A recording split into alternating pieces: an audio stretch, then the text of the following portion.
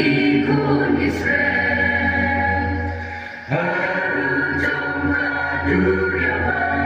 Nalaka tiukne Hijinga dia kendo Ane tingin saya Aben jomka jingmenyan Rayuan yarang Yarang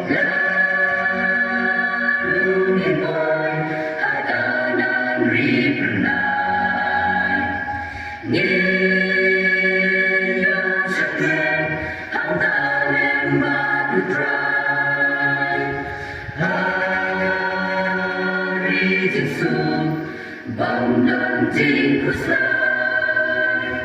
Hantakan long kajing men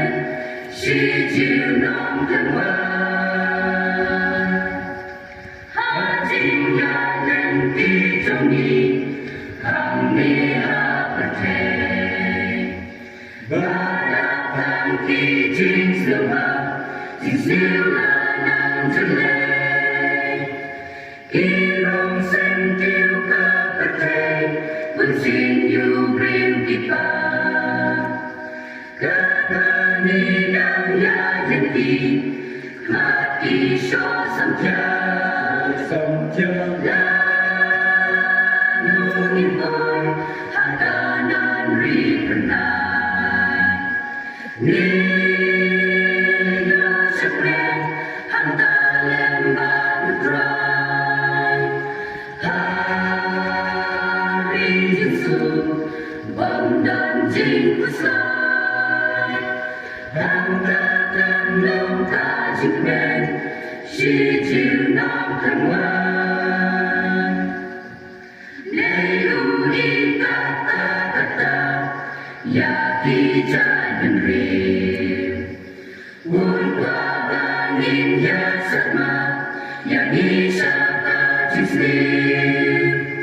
Sispa teliti lamro Uri suman merwen Unam saya kisuri Dan bantang kawe Lanungin boy Hakanan ri pernai Ninyo sekren Hanta lembah utrai Hari Yesus Bang dan jingkus lai Hantakan long kajik men Si jiu nong kenwan